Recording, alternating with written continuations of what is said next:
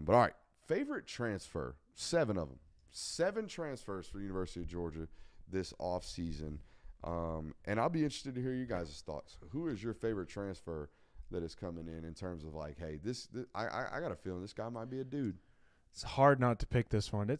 Trevor Etienne. Yeah. That dude screams that he's just going to – I mean, in a system where he's going to be around better players, a better offensive line, just a better overall environment. Everybody that talks about him now says he's just got a great personality. He's already loving Georgia. He seems like a guy that is just going to come to Georgia, crush it one final year, and then dip off to the NFL. But I think it's going to be a really good final year for Trevor Etienne. I think he's going to bring some life into that running back room, and – I just think that there's a lot to be excited about with what he brings. Yeah, Trevor Etienne was my pick too. It's hard to, when you look at that transfer list, not to go, hey, that guy was a fringe starter in the SEC for how many years? If not fringe, I think he was a starter, wasn't he? I don't know if he was the 2-back or the 1, but he put up 1 numbers. He got a good amount of carries at an SEC school, so adding that to your roster anytime is a huge. So I think he was 1B on 1st and 10. Meaning, like, he was the secondary option on P and 10. Yeah. But anything outside of that, if there were any opportunity for pass plays, Etienne was in that. Yeah. In that so, mix. I mean, I think it's a great addition. I'm excited to see what he can do this year. So, y'all both went Etienne. I have found myself, when I first got into the business, I was a football playing slave. Like, if you're a good football player, I'm in love with you. Like, if you do it the right way, do all the practice habits are correct, all this good stuff. The more and more I get around it, the more and more I talk to people inside that building up in Athens, the more and more I watch Super Bowls like we watched last night. Dude, I am becoming a ceiling slave. I am a ceiling slave. If your ceiling is high, I am in love with you because I look at it this way. If I coach at the University of Georgia and I'm a position coach, I'm top 10 at my job in the world. Or in college football. At least that's the way my mindset would carry me. I am at the University of Georgia coaching for Kirby Smart. I'm a guy. I know I can coach football. I've been doing it for years. I coach at the University of Georgia now. I should be taking hammer hacks. I should be taking big-ass swings because I think I know where this is going. If Colby Young turns into what I think Colby Young can be, Colby Young might be one of the best receivers to ever walk through the University of Georgia. You turn on that Texas A&M tape and tell me that ain't the freakiest SOB that played college football last year at the wide receiver position. 6'5", 210, run like a spooked deer. Like, Buddy is all of it. All of it. And I hope, for the love of God, it turns into what it could be. But it could be something really, really great. That'd be fun to watch. Yeah. Oh, man. I mean, this is a pretty hefty transfer in class that Curtis had. 7. They don't usually do that. So there's more. I think Xavier McLeod could also be a big name. Oh, you did it. You did it. McLeod. It is spelled like McLeod. I'm the asshole for that one, huh? You spell it McLeod. I'm the asshole. I thought you were getting on to me. No, I gave you the face. My bad. My face was just out here like, I'm the asshole for pronouncing things phonetically. My bad. Hey, look. We all have our mistakes. Sorry, Xavier. McLeod. It won't happen again. Spell with an E. I mean, there's Ray McLeod in the NFL. There's Is that spelled the same way? Yeah, I think so. Well, he's goofy too. No, I'm just kidding. Could pan out to be a really great football player. Didn't work out at South Carolina for a variety of reasons. I think it was a combination of Xavier being a young football player who was a borderline 5-star in the state of South Carolina and was made out to be God's gift to South Carolina football. At least that's the way they sold it to him when they recruited him. And then when he got there, his position coach left. They hired an in-house 24-year-old to run the room.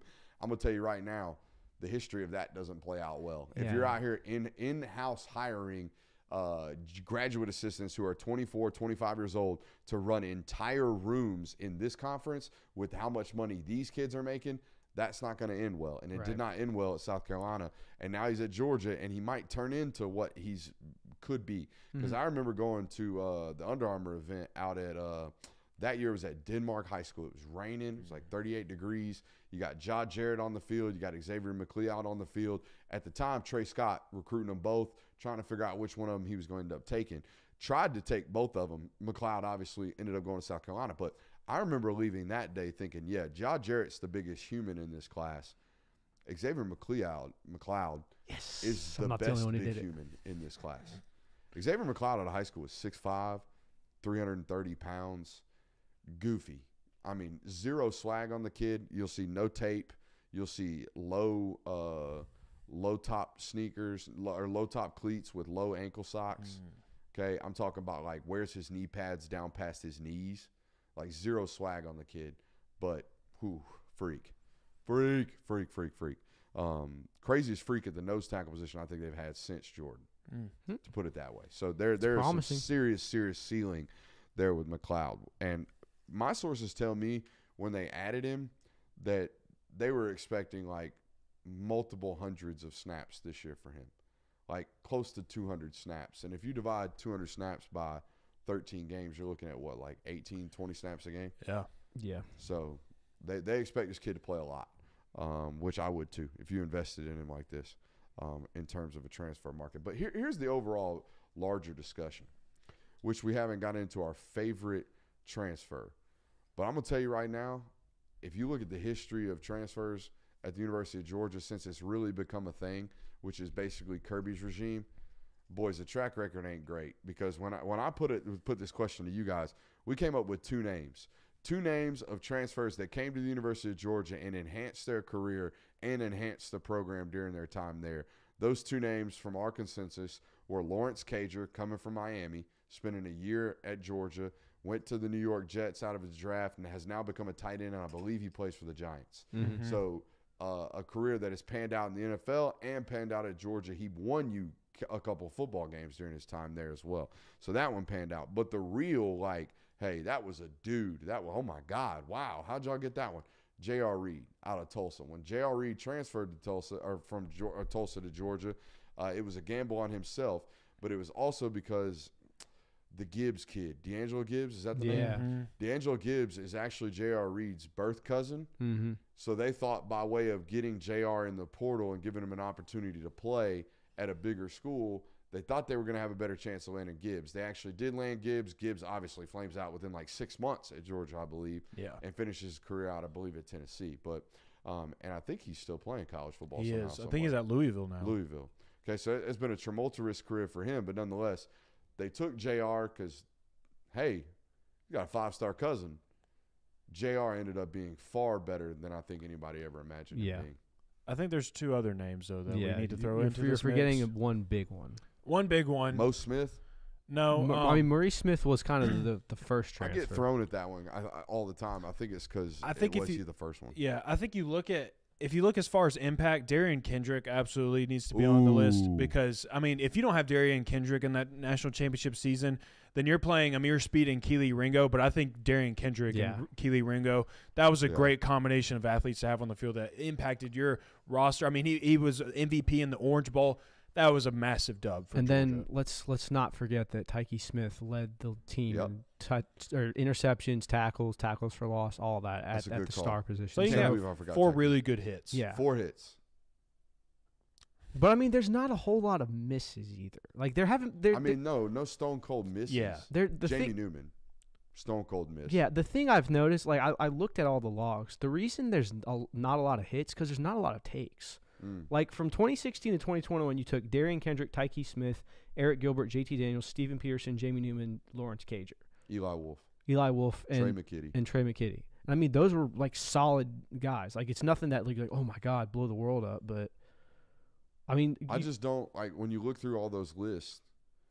There's no Jameson Williams success story there. No. There's no Joe Burrow success story there. There's no Keon Coleman there. No, but I mean, I think that's intentional. Dude, I mean, Florida State had 3 of these guys last year. Yeah, but you're also talking about Kirby Smart has specifically said that I don't want to build my roster on the back of a transfer portal. Like, we'll fill holes with that, and that's what they've done. They've gone out and gotten solid players. They don't need to get stars with that. No. So I think that's kind of why you're seeing it. I don't know if it's as much like they're missing evals on transfers as much as it is like we just don't really need to get into that. Now, this year's transfer class feels different than any other transfer class. Like, you don't get Trevor Etienne just to add some depth to your running back room. You don't get Colby Young, Michael Jackson III, and London Humphreys just to add depth to your wide receiver. Like, you are getting guys that you clearly want. I mean, you touched on with McLeod. Like, they want this guy to play. These are kids that they want to play and have a major impact on the roster. we see so many of these other Right. like massive hits. Mm-hmm. And I think here's what I know about Georgia now that we've seen it, especially with this class. Michael Jackson's the only one I think that defies this, and the Urasek kid. Every other person that they've had transfer to them or with them, they either knew about, like Lawrence Cager, you know, Todd Hartley's time at Miami. They were very well aware of who he was. Oh, also James Coley, right? You take, you know, Trey McKitty goes outside of this, Florida State. They didn't play them. But the rest of these guys, they have experience with. They've seen across the lines. They've seen within their conference, and they've taken there. What they haven't done is what Florida State did, which Florida State, one Power 5 transfer in Keon Coleman. But like the Brandon Fisk addition for them was huge. That was a mid-major guy. Yep. And then the Jared Verse addition was massive. That was a mid-major guy. Georgia, and you know, to a credit of their own, they don't take gambles on these things. They want guaranteed Band-Aids. Peel it off, stick it. Let's hope it holds us till the next year when our wounds can heal. And I mean, So. you've seen the fruits of that labor play out in your postseason. Like you have a more connected roster because of that. Look at what happened. I mean, the Orange Bowl is a perfect example of that. Like the Georgia Bulldog roster that played in the Orange Bowl was so connected and cared about each other so much because not a lot of them were transfers. Mercenary behavior. You got to avoid it. Yeah, absolutely. You got to avoid it. But I don't know, man. Like no Kenneth Walker on that list. You know, No. maybe Trevor Etienne is that this year. Yeah. Maybe. But there are some massive, massive success stories elsewhere. I mean, Cameron Nizelek is a hit too. The punter from Columbia. Yeah.